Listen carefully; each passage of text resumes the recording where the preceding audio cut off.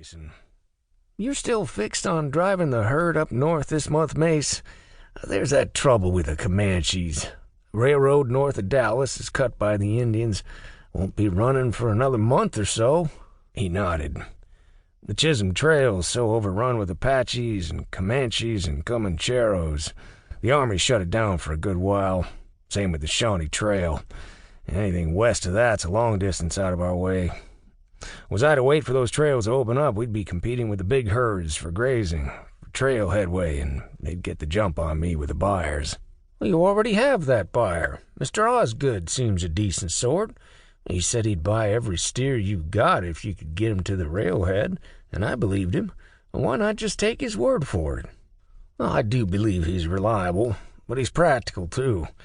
He's got only so much money to spend, and if the other herds get there first with good beef, he'll buy from them. He's offered me top dollar. I want to get that herd to him." "We've got no choice but to wait, Mase, unless you want to herd them east to Louisiana. Wouldn't get as good a price there. No, I'm for Wichita. You know, Crane Williams found another trail a couple years back. I'm going to talk to him about it." "You make this work for me, Fuller, and I'll cut you in," said Tom Harning. "Hell, that ranch should have been mine all along. Mase Durst horned in and moved in with the help of his Yankee friends." Ralph Fuller squirmed in his chair. He was sitting behind a small desk in an office that was barely larger than the desk, in the back of the Clinton Bank, the only bank in the county. He was a man whose pallid, round-cheeked face was softened even more by indoor living, whose small mustache twitched from side to side as he considered his reply. "Well, I don't know about that, Tom. The government men did say the land was his, but the way I heard it, Durst got there first and legally staked his claim." "Well, that's what they tell you, but they're lying," Harning said, standing up and leaning vulture-like over the desk. He was a wide-bodied man of 45, with a square-cut beard to hide his jowls and bristling eyebrows that seemed to bristle even more when he was angry.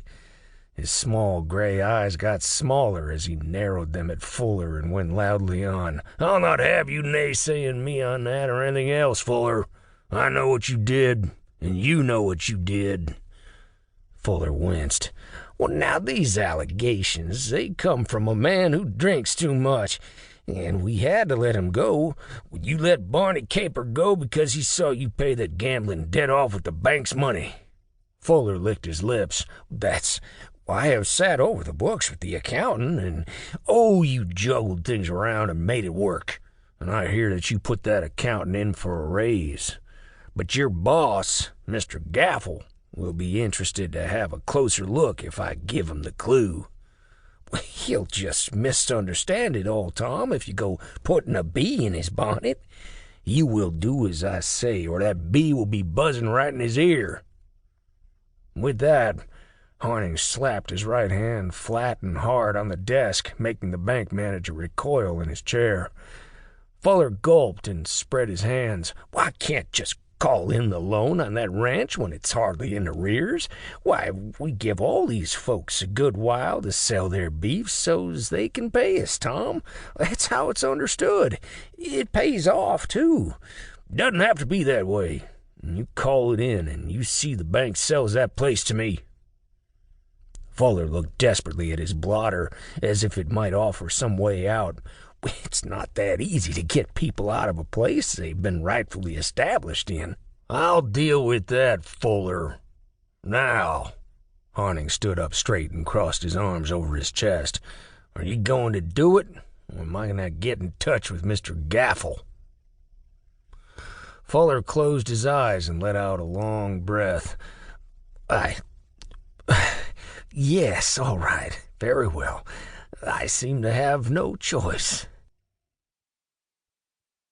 Mase Durst and Crane Williams sat out on the broad farmhouse porch, drinking hard cider and watching the moon rise over the flowering Texas plains. A biting breeze was sweeping down from the north, making Mase shiver. The Williams farm was 18 miles south of the Durst ranch. Mase had come here hoping to recruit Crane as a partner and work out the substitute.